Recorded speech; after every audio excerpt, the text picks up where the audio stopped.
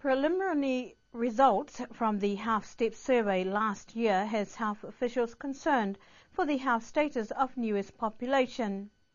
The step survey was a comprehensive health survey conducted in between November and February to collect baseline data that will give a general overview of the health status of Niue's population aged 15 years and above. According to the Acting Director of Health, the survey based on number of people within the age category was 1,097, but only 85% of people responded and took part in the survey. The results are still preliminary, but there are some areas of concern. What we have at the moment, we see from the survey that the prevalence of the number of people who are smokers tend to go down from our previous figures as well. That's for the males and females. We also see that consumption of alcohol tend to increase with availability at the moment, especially for our men. They drink a lot as well. In regards to nutrition, there were some questions about the number of servings or the fruits or the vegetables you have to eat during the week. We found from the survey, on average, there's only 3 days a week that most people here on the island eat fruits or eat vegetables. For the physical activity, we still find a lot of people that are engaged with physical activity. There are certain level of intensity that people have said in the survey. But when it comes to the women, we found there's still a lot of women or a high number of women who are not engaged to any physical activity on the island at all. The other things that we found out from the survey, there were still a lot of people with hypertension that are without medical treatment at the moment. We have identified those people as well. Unfortunately, for the fasting blood sugar, we had a problem. The problem is that out of the survey, there are 517 people with sugars that are not acceptable according to the World Health Organization interpretation. This means that all those people with the blood sugar of greater than 6 are regarded as being having diabetes. So that is not a good number for Niue, because it could become that Niue will be the country with the highest number of people with diabetes at the moment. So looking at that, it is a problem, and we want to go back to the villages. We want to go back to the people with those readings before, and we want to recheck them again to make sure that they don't become people that might have diabetes in the future. And how we're going to do that, as I said, we would like the cooperation of everybody that we have identified to recheck their sugars again. So we are going out to the villages again next week and hope that we will reduce the number of people who should be classified as having diabetes in the next 2 weeks. Unfortunately, WHO will not accept any blood sugar results from Niue at this point in time, according to our survey. So that's why we have to redo the blood sugars again next week.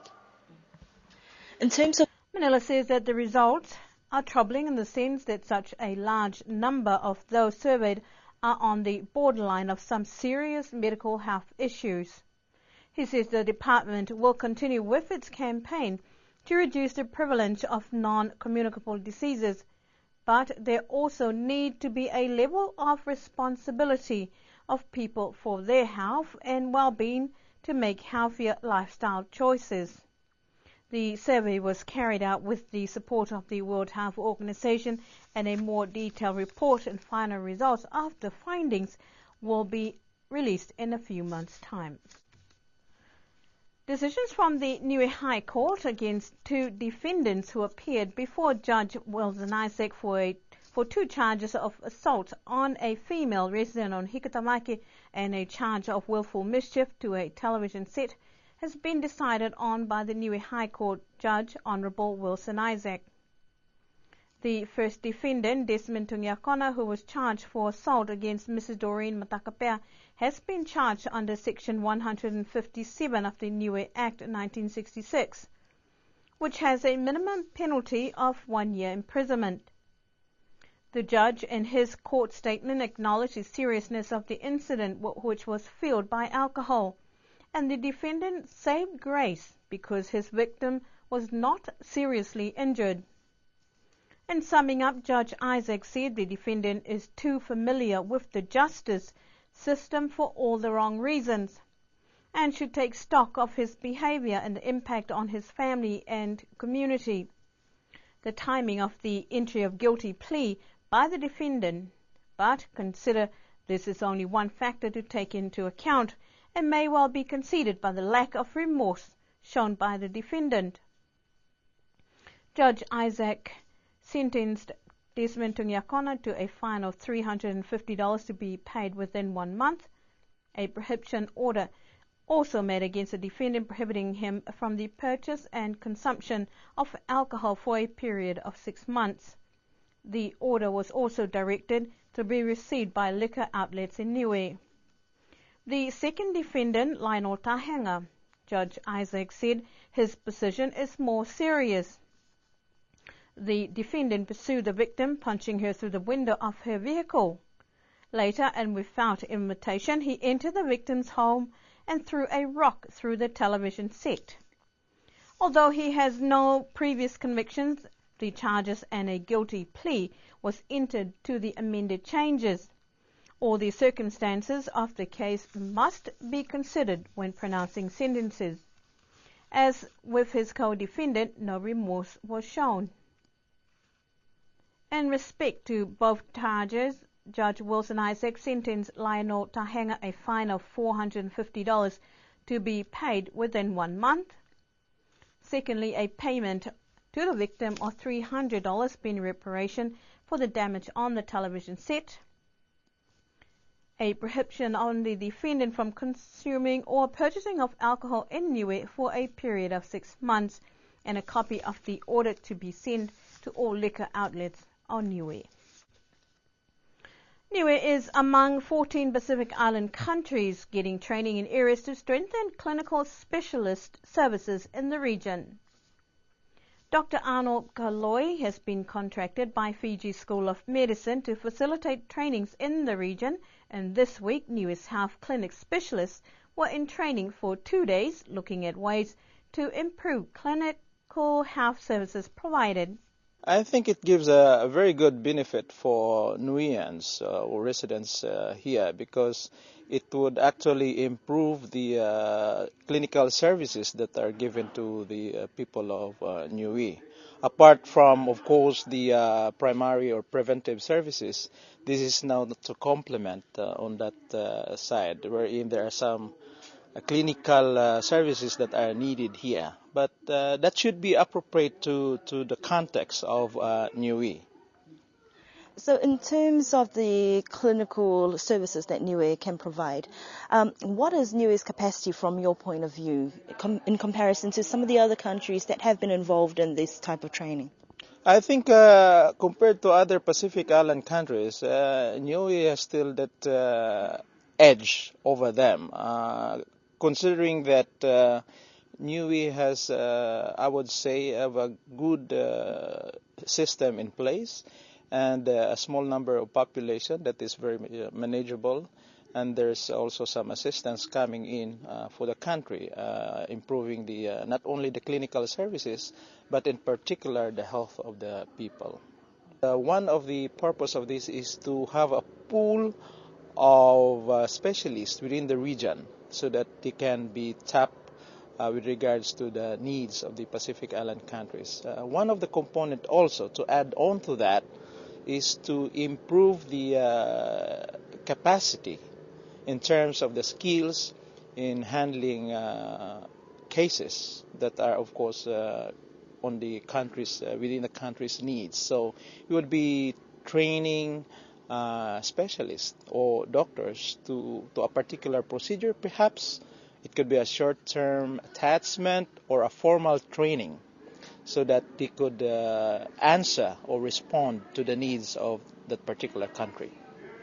The new AusAid-funded program looks at supporting Pacific Island countries to plan for access, host and evaluate specialized clinical services, as well as strengthening local health workers' skills, capacity and capability to meet clinical service needs.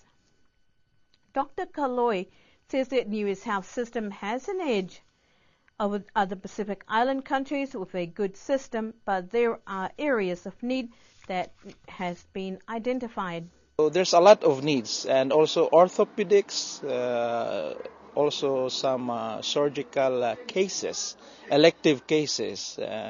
So once we identify these needs, then we would look into the service provider. We would like to identify a service provider, or it could be a team or a single specialist to come over and provide the service to the people.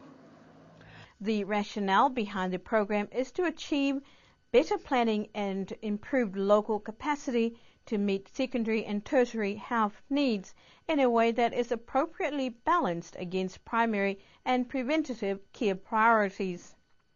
Dr. Kaloi said this is a holistic approach to addressing the healthcare needs of the region. The recent appeal by Commonwealth Member of Parliament Honourable Tungia Sioneholo on a court decision of the legality of 2 new roles in government for those of assistance to ministers looks likely to continue in New Zealand. Niue High Court Judge Honourable Wilson Isaac has given directions. Due to the time submission was received, it was impossible to deal with the appeal during the sitting of the court in March. The appeal concerns a narrow and specific question of the law. Judge Isaac said he is conscious that the matter ought to be dealt with dispatch. His intention, he advised the Niue Court of Appeal, be convened in New Zealand very shortly after the sitting in Niue to deal with the matter. However, he also advised it could be dealt with on paper. He directed the notice of appeal be served on the respondents, and within 21 days of service they are to file and serve full submissions of the legal issues raised in the notice of appeal. 7 days after service of the respondent's submissions, the appellant is to file and serve any further submissions he sees fit. He urgently seeks advisory if any parties wish to appear before the Court of Appeal, but it could be dealt with on paper. We'll bring you more on this story in our future news bulletin. And to end our news bulletin for tonight, this month, Secretariat of the Pacific Community celebrated their 65th years of existence with words of encouragement from many of its member countries.